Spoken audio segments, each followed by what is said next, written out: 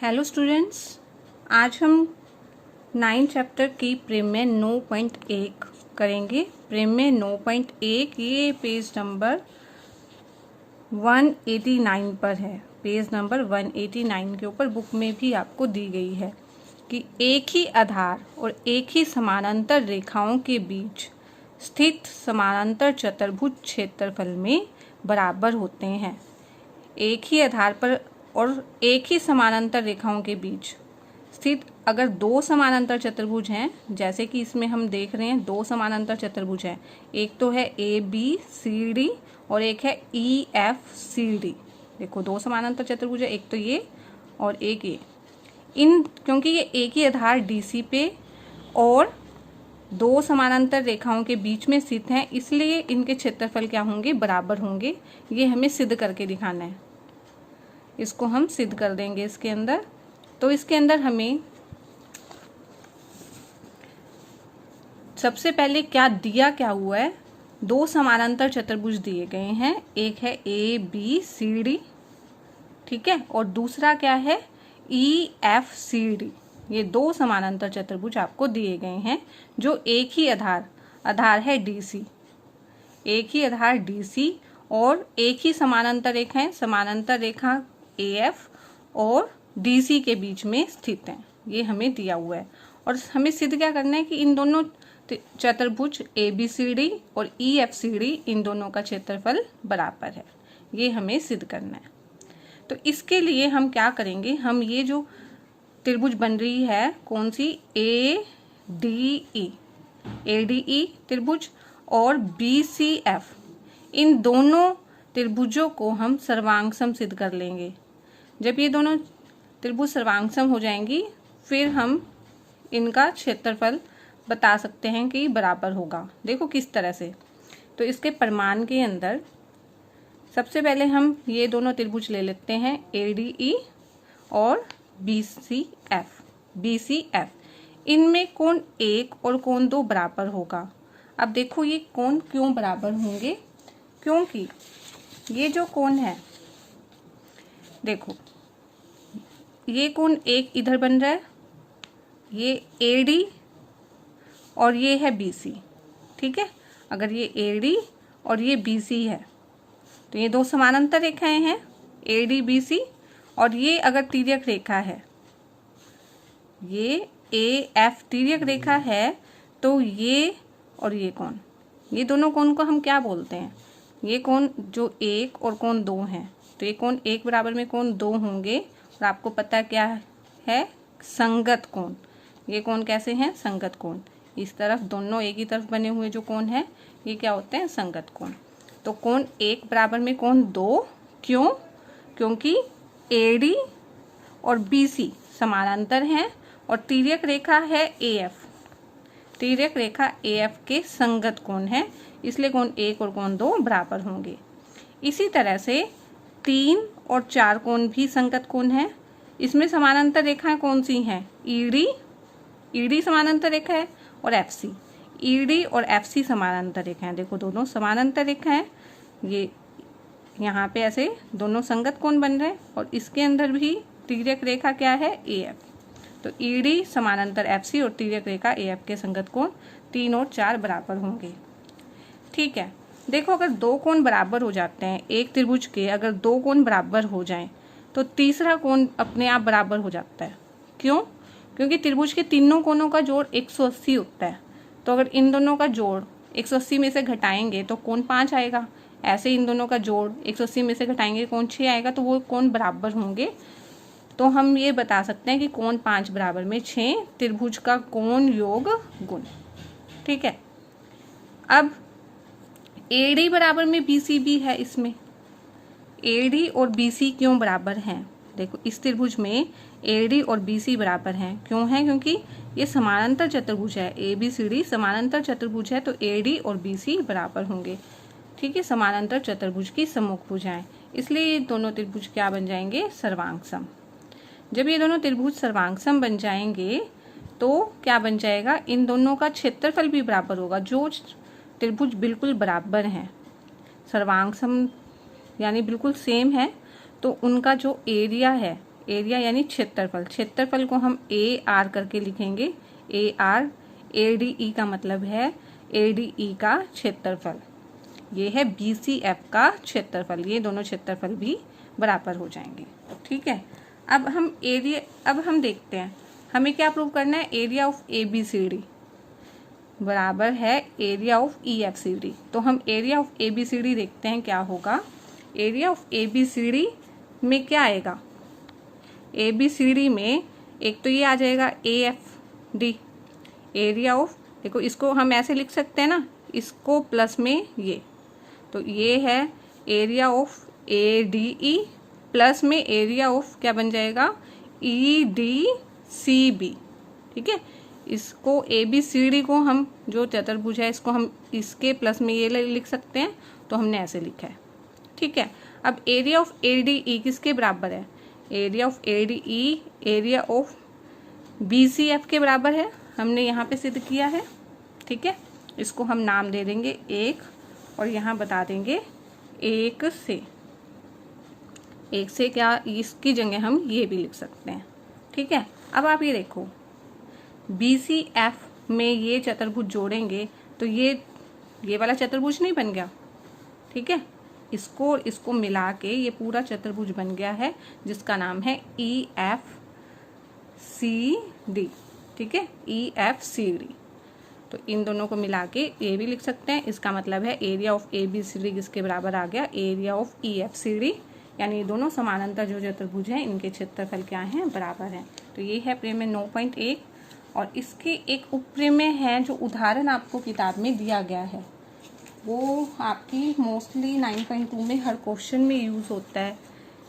क्या बोला है, यदि एक त्रिभुज और एक समानांतर चतुर्भुज, अगर एक त्रिभुज और समानांतर चतुर्भुज एक ही आधार पर हैं और एक ही समानांतर रेखाओं के बीच में हैं, तो सिद्ध करना है कि जो त्रिभुज का क्षेत्रफल है ना, ये समानांतर चतुर्भुज के क्षेत्रफल का आधा है। जो त्रिभुज का क्षेत्रफल है वो समानांतर चतुर्भुज के क्षेत्रफल से आधा होता है अगर वो एक ही आधार और दो समानांतर रेखाओं के बीच में हो, सेम ही उनकी समानांतर रेखाएं हो।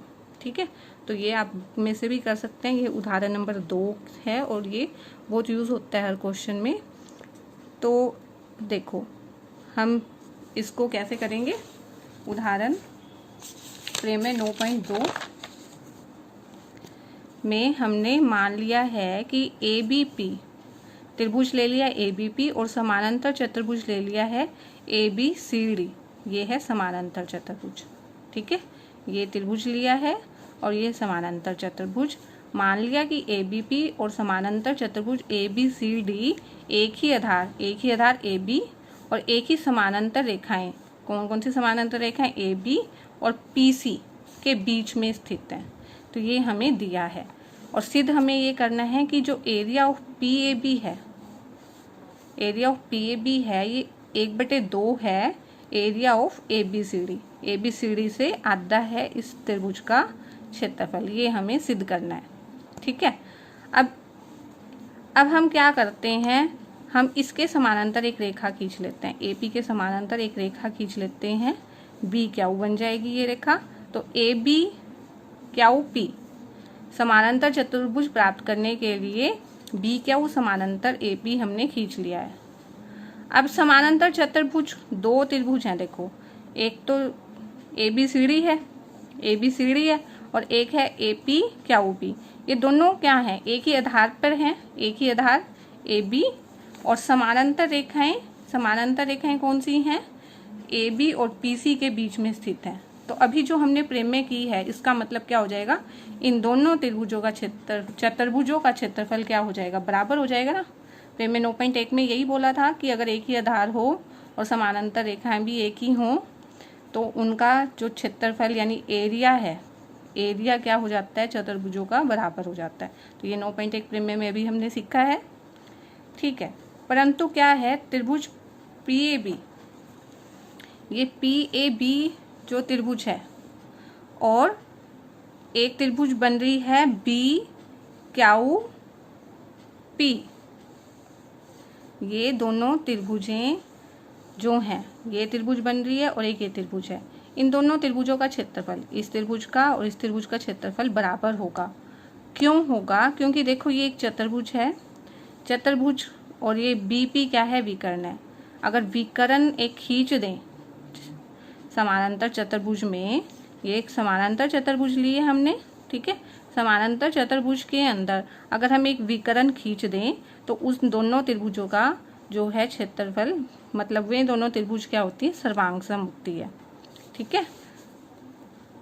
विकर्ण पीबी समानांतर चतुर्भुज AB क्या बीपी को दो सर्वांगसम त्रिभुजों में बांटता है। आप इसको सर्वांगसम वैसे अपने हिसाब से भी प्रूव कर सकते हैं कि देखो BP equal to BP, AB P क्या के बराबर हो जाएगा, और तीसरी भुजा ये जो है इसके बराबर हो जाएगी। ये हमने खींची इस तरह से कि इसके समानांतर है, क्योंकि ये समानांतर चतुर्भुज है। तो ये तीन चीज़ें अगर बराबर हो जाती हैं तो भी हम सर्वांगसम, आप सर्वांगसम अपने आप भी प्रूव कर सकते हैं, ठीक है। और ये वाला रिजल्ट हमने यूज़ किया है। ये रिजल्ट क्या होता है कि अगर कोई समानांतर चतुर्भुज है, समानांतर चतुर्भुज है और एक विकर्ण खींच दें तो ये दोनों जो त्रिभुज बनेंगी ये हमेशा क्या होंगी? सर्वांगसम होंगी, ठीक है। ये दोनों त्रिभुज सर्वांगसम होंगी। तो ये रिजल्ट हमने इसमें यूज़ किया है कि त्रिभुज PAB इसलिए सर्वांगसम हो जाएंगी, ये दोनों त्रिभुज क्या हो जाएंगी? सर्वांगसम, ठीक है। अब इसलिए सर्वांगसम है तो इन दोनों का एरिया भी बराबर हो जाएगा, यानी क्षेत्रफल भी बराबर हो जाएगा। तो हम इसको क्या लिखेंगे कि area of PAB, area of PAB equal to area of B क्या OP, ठीक है। अब क्या आ जाएगा कि जो एरिया ऑफ PAB है ये क्या बन जाएगा? 1/2 एरिया ऑफ B क्या OP, क्या है ये? एरिया ऑफ A क्या BP, A क्या BP, ठीक है। ये क्या है? समानांतर चतुर्भुज है, क्योंकि इन दोनों का एरिया इक्वल है तो इस चतुर्भुज में हम इसको क्या लिख सकते हैं? 1/2 भी लिख सकते हैं ना, ठीक है, 1/2 भी लिख सकते हैं। अब आप ये देखो क्यों लिख सकते हैं। देखो हमने ये बता दिया इन दोनों का एरिया बराबर है, तो मान लो इसका 2 है, इसका 2 है, इसका नाम अगर हम ABC दे दें और इसका D, तो त्रिभुज ABC का एरिया और एरिया जो है BCD का बराबर है, ठीक है। तो हम ऐसे भी तो लिख सकते हैं कि एरिया ऑफ जो ABCD है कि ये जो है इसका आधा है, इन दोनों का एरिया, क्योंकि देखो जो ABCD का फिर क्या बन जाएगा? एरिया ऑफ ABCD क्या बन रहा है इससे? ये 2 है, ये 2 है, तो वो 4 बन रहा है ना। तो एरिया ऑफ ABC को हम ये भी लिख सकते हैं कि ये आधा है, किससे? ABCD पूरे चतुर्भुज से आता है। तो यही लाइन हमने यहाँ लिखी है। B क्या P को हम ये भी लिख सकते हैं कि ये 1/2 है इस पूरे चतुर्भुज के क्षेत्रफल से। ये चतुर्भुज का नाम क्या है? AB क्या OP है। AB पहले लिख लेते हैं, AB क्या OP, ठीक है, AB क्या OP के बराबर है।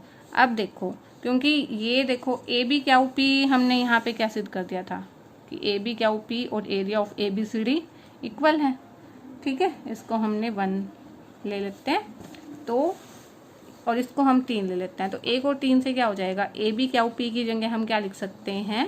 ABCD, क्योंकि इन दोनों चतुर्भुज का हमने बराबर नहीं सिद्ध कर दिया था प्रेम में 9.1 से, ठीक है। ये और ये दोनों का क्षेत्रफल सेम था, तो AB क्या OP की जगह हम एरिया ऑफ ABCD भी लिख सकते हैं। इसका मतलब क्या है? एरिया ऑफ PAB यानी ये जो त्रिभुज है इसका क्षेत्रफल क्या बन जाएगा? इससे आधा बन जाएगा। तो ये है प्रेम में 9.2 और ये हर क्वेश्चन में यूज होगी 9.2 में। नावली 9.2 का क्वेश्चन नंबर 1 करेंगे। इसमें आकृति 9.15 में ABCD एक क्या दिया हुआ है? समानांतर चतुर्भुज, जिसमें AE जो है लंब है DC पे और जो CF है ये लंब है AD के ऊपर। और यदि AB 16 सेंटीमीटर है, AB कितना है? 16 सेंटीमीटर, AE कितना है? 8 सेंटीमीटर और CF 10 सेंटीमीटर है, तो AD ज्ञात करना है हमने, ये AD ज्ञात करना है। तो हमें जो चीज़ें दी गई हैं हमने इसको नोट कर लिया। AB कितना दिया हुआ है? 16 सेंटीमीटर, तो AB को लिख दिया 16, AE को लिख दिया 8 और CF को लिख लिया 10, ठीक है। अब ये हमें, क्योंकि ABCD एक समानांतर चतुर्भुज है इसलिए जो DC है और ए बी है बराबर होगा, इसलिए अगर ए बी 16 दी हुई है तो डी सी भी कितनी आ जाएगी 16। डी सी और ए बी बराबर हैं, इसलिए ए बी 16 है तो ये भी 16 आ जाएगी। डी सी कितनी आ जाएगी 16 सेंटीमीटर। अब क्योंकि ए ई जो लंब है डी सी पे, तो यहाँ फॉर्मूला यूज करेंगे हम समानांतर चतुर्भुज ए बी सी डी का क्षेत्रफल। समानांतर चतुर्भुज का क्षेत्रफल क्या होता है, ये होता है आधार गुना ऊंचाई। ठीक है, आधार गुना ऊंचाई। तो आधार कितना है, आधार इस त्रिभुज के अंदर आधार है 16 डी सी, आधार है डी सी और ऊंचाई कितनी है ए ई। ठीक है, तो आधार डी सी की वैल्यू रख देंगे, डी सी की वैल्यू है 16 और ए ई की वैल्यू है 8। 16 को 8 से गुना कर लो 128, 16 को 8 से गुना करने पे आ गया 128। क्षेत्रफल में हम हमेशा सेंटीमीटर स्क्वायर लगा देंगे। ठीक है, क्योंकि ये सेंटीमीटर दिया हुआ है और क्षेत्रफल में क्या लगता है सेंटीमीटर स्क्वायर। अब देखो ये त्रिभुज हम इस तरह से देखें, अगर ये यहाँ पे इस तरह से देखें तो यहाँ आधार ए डी बन जाएगा और ऊंचाई क्या होगी सी एफ। ऐसे घुमा लो इसको, अगर हम ऐसे घुमा के देखें तो अब क्या है आधार ए डी है, क्योंकि हमें ए डी ज्ञात करना है इसलिए हम ऐसे कर रहे हैं। आधार ए डी है और ऊंचाई क्या है सी एफ। तो यहाँ पे हम क्या कर देंगे, समानांतर चतुर्भुज का क्षेत्रफल क्या बन जाएगा, आधार ए डी गुना में सी एफ, गुना में इसकी ऊंचाई है सी एफ। ठीक है, अब समानांतर चतुर्भुज तो यही है, सेम ही है, ए बी सी डी है ना, तो इसका क्षेत्रफल हमारा 128 तो आ ही गया। तो ये समानांतर चतुर्भुज का क्षेत्रफल कितना आ गया 128। ए डी हमें निकालना है और सी एफ हमें कितना दिया हुआ है, सी एफ हमें दिया हुआ है 10 सेंटीमीटर। तो सी एफ की जगह रख देंगे 10। अगले स्टेप में ये जो 10 है यहाँ पे जाके डिवाइड हो जाएगा, 128/10 बन जाएगा। ठीक है, तो ए डी की वैल्यू हम यहाँ पे 128/10 निकालेंगे, क्योंकि नीचे 10 है तो यहाँ पे पॉइंट लग जाएगा, एक के बाद एक 0 है तो यहाँ से गिनेंगे 8 और यहाँ लग जाएगा पॉइंट, मतलब 1.8 नहीं, मतलब 1 गिनेंगे, 1 गिना और यहाँ पॉइंट लगा दिया, कितना आ जाएगा 12.8 और सेंटीमीटर लगा देंगे क्योंकि क्वेश्चन हमें सेंटीमीटर में दिया हुआ है। ठीक है, ये क्वेश्चन हमें सेंटीमीटर में दिया हुआ है। तो ये है 9.2 का क्वेश्चन नंबर 1। नाउ 9.2 का क्वेश्चन नंबर 2, यदि ई एफ जी एच क्रमशः समानांतर चतुर्भुज ए बी सी डी की भुजाओं के मध्य बिंदु हैं। ई एफ जी एच समानांतर चतुर्भुज दिया हुआ है ए बी सी डी, इसके मध्य बिंदु हैं, यानी ई मध्य बिंदु ए बी का, ई मध्य बिंदु ए बी का, एफ जो है बी सी का, सी डी का जी और ए डी का एच। ठीक है, इनको हम मिला लेते हैं। ठीक है, तो हमें क्या दर्शाना है कि area of E F G H, जो अंदर ये त्रिभुज बन गया है, चतुर्भुज बन गया है ई एफ जी एच, इसका जो क्षेत्रफल है, एरिया है ई एफ जी एच का जो एरिया है वो किसके बराबर है 1/2, यानी जो area of A B C D है उसका 1/2 यानी आधा है। ठीक है, ये जो है आधा है इस पूरे से, तो ये हमें सिद्ध करना है। तो हम एक रचना करेंगे कि ए को सी से मिला लेंगे और इसी तरह से एच को एफ से मिला लेंगे। ठीक है, ये हमने रचना की है। अब इसमें हमने दिया है लिखना होता है सबसे पहले, तो दिया है क्या है, दिया है आप क्वेश्चन में से ही नोट करेंगे, दिया है में आप लिखेंगे ई एफ जी एच क्रमशः समानांतर चतुर्भुज के मध्य बिंदु है, तो यहाँ तक आ जाएगा दिया है। और सिद्ध करना है, जो लिखना है सिद्ध करना है, वो क्या आ जाएगा यहाँ से लेके यहाँ तक, ये सिद्ध करना है आ जाएगा। ठीक है, अब प्रमाण कर रहे हैं हम, तो इसमें देखो त्रिभुज ए बी सी जो है, ये त्रिभुज ए बी सी है, इसमें ई जो है ए बी का मध्य बिंदु और एफ क्या है बी सी का मध्य बिंदु है। तो हमने जो मध्य बिंदु प्रमेय की थी उसमें क्या था कि अगर इनको, इसका मध्य बिंदु और इसका मध्य बिंदु है, इसको मिला दिया तो ई एफ आ गया।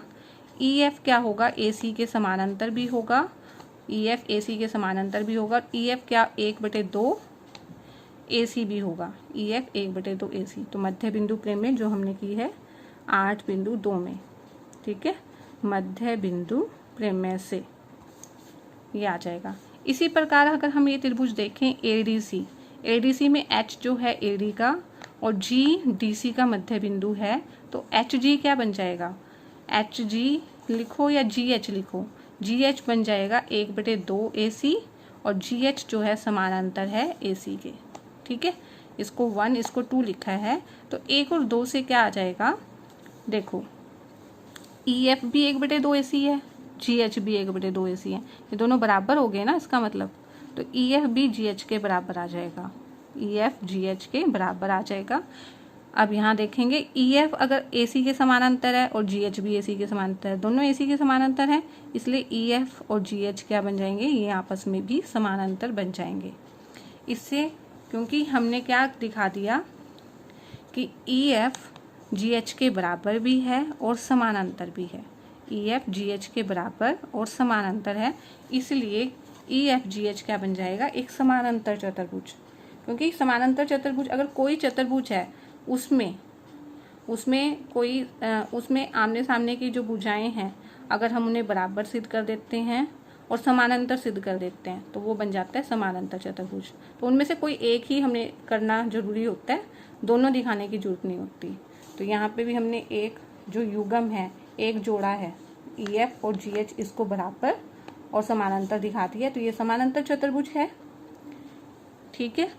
तो अब ये हमने ये त्रिभुज और देखो ये त्रिभुज, क्योंकि ये देखो एक ही आधार पे है, HF आधार पे है, ये त्रिभुज जो है क्या नाम है इसका, HGF और HDCF, ये जो चतुर्भुज है और ये त्रिभुज है, ये एक ही आधार पे है, यानी ये आधा होगा इस पूरे चतुर्भुज के क्षेत्रफल से, इसका क्षेत्रफल आधा होगा ना।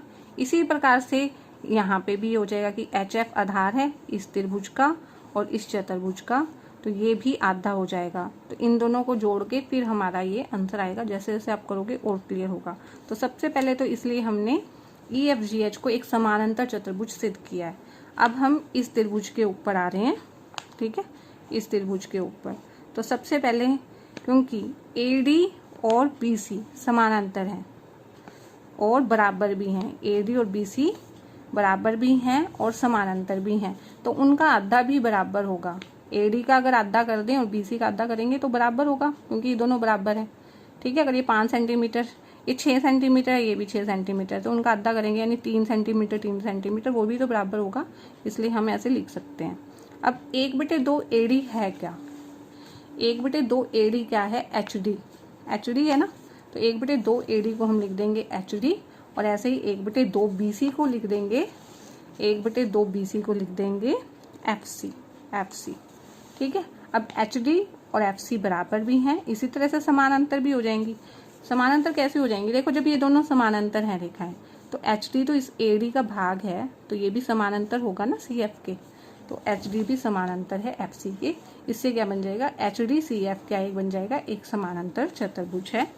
अब क्योंकि त्रिभुज HGF और HDFC, क्योंकि इसको समानांतर चतुर्भुज तो हमने सिद्ध कर ही दिया है, ये एक ही आधार HF पे और एक ही समानांतर रेखाओं के बीच में है। एक ही समानांतर रेखाएं कौन कौन सी हैं, समानांतर रेखाएं HF और DC, एक ही आधार HF और एक ही समानांतर रेखाएं हैं HF और CD, इनके बीच में स्थित हैं। इसलिए एरिया जो HGF का होगा वो क्या होगा, 1/2 एरिया ऑफ, चतुर्भुज को हम इंग्लिश में पैरेललोग्राम बोलते हैं, तो ये पैरेलल GM, तो ये हम इसका निशान लगा देते हैं कि बार बार हम चतुर्भुज ना लिखें। चतुर्भुज को इंग्लिश में हम ऐसे लिख देते हैं पैरेललोग्राम शॉर्ट में, तो हम ऐसे लिखेंगे। जैसे आप त्रिभुज को हमेशा ऐसे दिखाते हो, ऐसे ही चतुर्भुज को हम ऐसे दिखा देंगे, ठीक है। तो ये बन जाएगा एरिया ऑफ HGF किसके बराबर होगा, 1/2 एरिया ऑफ HDCF, ठीक है। इसी प्रकार हम देखो ये करके नहीं दिखाएंगे, इसी प्रकार क्या बन जाएगा, area of HEF, area of HEF क्या बन जाएगा, 1/2 एरिया ऑफ दिस त्रिभुज। इस त्रिभुज का नाम है HABF। ठीक है, हम इसी प्रकार लिख देंगे। हम इसको समानांतर चतुर्भुज यहाँ सिद्ध नहीं करेंगे क्योंकि जैसे ये है वैसे ही हो जाएगी, इसलिए हम इस तरह से लिख सकते हैं कि इसी प्रकार। ठीक है, इसको करके दिखाने की जरूरत नहीं है। इसको 3 और इसको 4 लिख देते हैं। तो 3 और 4 को जोड़ देते हैं, तो इसको जोड़ेंगे एरिया ऑफ HGF प्लस में एरिया ऑफ HEF।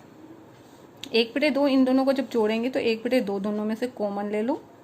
ठीक है, अंदर क्या आएगा, area of parallelogram HDCF plus area of parallelogram HABF।